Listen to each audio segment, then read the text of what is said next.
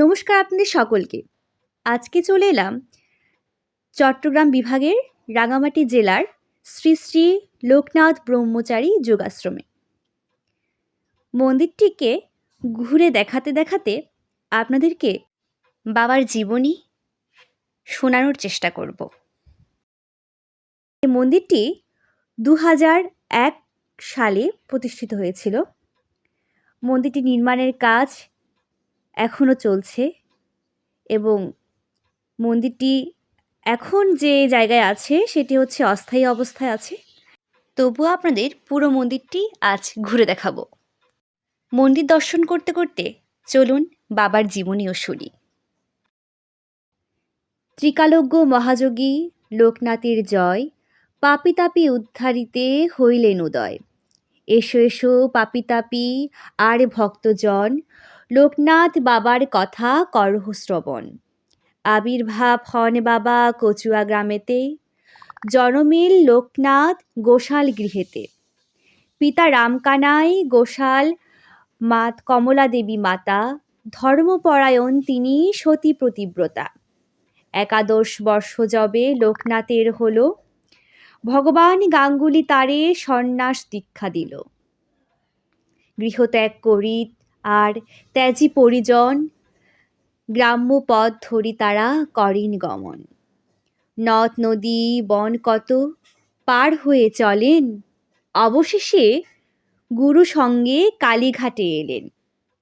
বেণী মাধব বাল্যসাথী, সঙ্গেতে ছিল শিষ্যদয়ে গুরু নানা যোগ শিখাইল। তারপর আসে তারা হিমাদ্রি শিখরে, দীর্ঘদিন সাধনায় সিদ্ধি লাভ করে। তারপর গুরু সঙ্গে শিষ্য 2 জনে পৃথিবীর নানা দেশ করেন ভ্রমণে। বিভিন্ন ধর্মের তথ্য জানিবার তরে উপস্থিত হল মক্কা মদিনা নগরে। কাবুলে আসিয়া মোল্লা সাদির ভবনে, কোরআন শরীফ পাঠ করেন যতনে। বিশ্ব পরিক্রমা শেষে বেণী মাধব সঙ্গেতে উপস্থিত হন চন্দ্রনাথ পাহাড়েতে। অকস্মাৎ লোকনাথ দেখে আচম্বিতে, দাবানল উঠে জ্বলি বনের মাঝেতে। সে সময় লোকনাথ জানিয়া অন্তরে, অগ্নি থেকে রক্ষা করে বিজয় গোস্বামীরে। বেণী মাধব চলে যান কামাখ্যা ধামেতে, বাবা নেমে আসিলেন বারদি গ্রামেতে। বাবাকে প্রথমে কেউ চিনিতে না পেরে পাগল বলিয়া সব উপহাস করে। একদিন 2 ব্রাহ্মণের পৈতা জড়াইল, গায়ত্রী করিয়া বাবা তাহা খুলি দিল। চারিদিকে এই কথা প্রচার হইল। আমরা এখন কথা বলবো অত্র মন্দিরের সভাপতির সাথে। আপনার নাম? আমার নাম কুশল চৌধুরী। আচ্ছা, আপনি এখানে কত বছর যাবৎ সভাপতিত্ব করছেন এই মন্দিরে?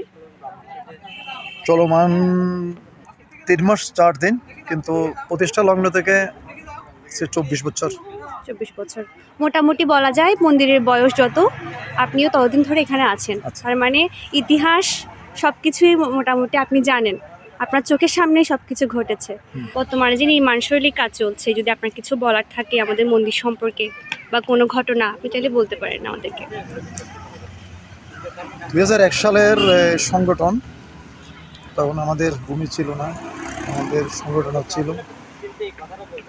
2004 সাল নাগাদ আমরা এটার একটা চিন্তা ভাবনা করি যে আমরা একটা বাবার জন্য আশ্রমের জায়গা খরিদ করব।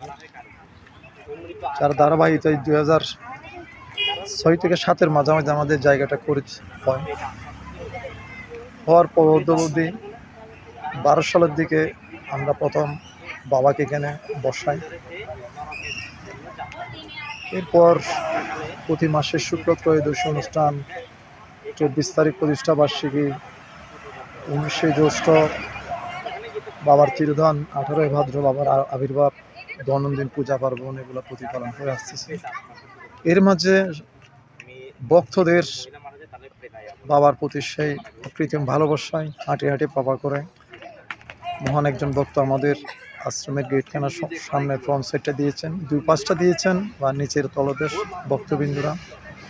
আর আশ্রমের বর্তমান যেখানে পূজা পার্বণ হয় সেটা ভক্তদের অর্থায়নে। পিছনে যে উন্নয়নের কর্মকাণ্ড চলছে সেটা হচ্ছে উন্নয়ন বোর্ড, পৌরসভা, রাঙামাটির ভক্তবৃন্দ যৌথ প্রযোজনায় উন্নয়নমূলক কর্মকাণ্ডের যে প্রসাদালয় ঘরটি এটা হয়েছে। আর বাউন্ডারি যেটা টোটাল নয়, অর্ধেক যে বাউন্ডারিটা হয়েছে সেটা 2008 সালের দিকে যে আমাদের পৌরসভা থেকে প্রাপ্ত। এর মাঝে আমরা মন্দিরের সমস্ত কিছু মিলে একটা মাস্টার প্ল্যান করেছি, যে মাস্টার প্ল্যানের মধ্যে মূল যেখানে আমি দাঁড়িয়েছি এখান থেকে 100 to 150 গজ সামনে, যেটা 3 তলা বিশিষ্ট হবে, যেখানে বাবাকে 2 তলার মধ্যে অবস্থান করা হবে, যেটাতে প্রায় 3 থেকে 4 কোটি টাকা বরাদ্দ আছে। মন্দির প্রতিষ্ঠার জন্য কে উদ্যোগ নিয়েছিলেন? আমাদের প্রয়াত সুভাষচন্দ্র আচার্য এবং সে মাধব চক্রবর্তী মহোদয় সাধারণ সম্পাদক, এবং অর্থ সম্পাদক ছিলেন মিলন কান্তি চৌধুরী মহোদয়। ওনাদের সাথে সেই 2001 সালের আমি 25 নম্বর সদস্য ছিলাম। সেই ধারাবাহিকতে আমাদের একটা প্রেরণা ছিল, বাবার এখানে নিজস্ব কোনো ভূমি নেই, ভূমি ক্রয় করে আমরা বাবাকে এখানে প্রতিষ্ঠা করবো, এই প্রেরণা ছিল 2001 সালে আমাদের। আচ্ছা, আর একটা প্রশ্ন হচ্ছে আপনার কাছে, এই যে এখানে যে বিভিন্ন জন উৎসব হয়, তিরোধাম উৎসব, আবির্ভাব উৎসব, এখানে কেমন মানে ভক্ত সমাগম হয়? কত প্রায় মানুষকে মানে ইয়ে করা হয় আর কি? একদম যদি 18 ভাদ্র 19 জ্যৈষ্ঠ বা 24 তারিখ প্রতিষ্ঠা বার্ষিকী আমরা এমনও দেখেছি মহাভক্ত সময় 10,000 লোক হয়েছিল। এখানেও একদম না হলেও 5-6 হাজার লোক হয়। হয়। হ্যাঁ, এখানে হয়। অথচ কত সংকীর্ণ জায়গা, আমাদের জায়গাটা কিন্তু সংকট রয়েছে, তারপরেও কিন্তু ভক্তবৃন্দের কিন্তু কমতি নেই। আচ্ছা, তো ওনাদের একটা স্বপ্ন ভক্তদের যে এখানে বাবাকে বসাবে, একটা সুন্দর এইভাবে বাবা এখানে বসবে।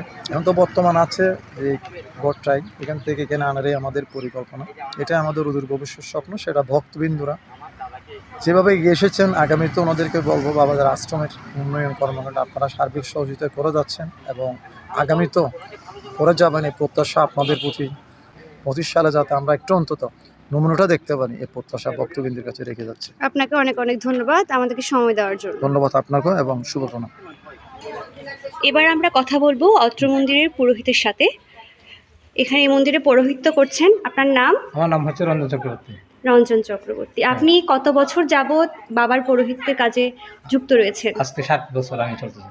আচ্ছা, এখানে কি কি পূজা হয় আর মানে সময়সূচি যদি একটু আমাদেরকে বলে সহযোগিতা করতেন? বাবার সারা 5টা বাবার জাগরণ জাগায়, সকালবেলা 8:30 হচ্ছে বাবার পূজা, 9:30 হচ্ছে বাবার বাল্যভোগ, দুপুর 1 হচ্ছে বিষ্ণু পূজার ভোগ, আর 15-2 সূর্য বাবার সূর্য, 15-4 বাবাকে জাগায়, আবার জাগায় 4 রাত ভোগ লাগে।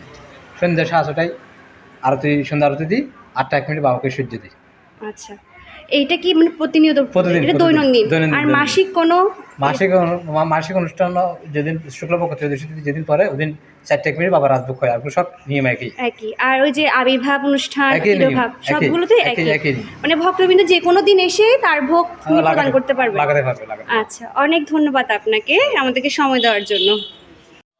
এই সেই মন্দিরের প্রস্তাবিত নকশা, যেটি অনুদানের অভাবে এখনও তার পরিপূর্ণতা পায়নি। আমরা আশা করব সামনে এই মন্দিরটি তার আপন রূপ ফিরে পাবে। আপনাদেরকে অসংখ্য ধন্যবাদ ভিডিওটি দেখার জন্য। আপনাদের সাথে দেখা হবে অন্য কোনো মন্দির নিয়ে, অন্য কোনো জায়গায়। সে পর্যন্ত সকলে ভালো থাকুন। ধন্যবাদ সকলকে।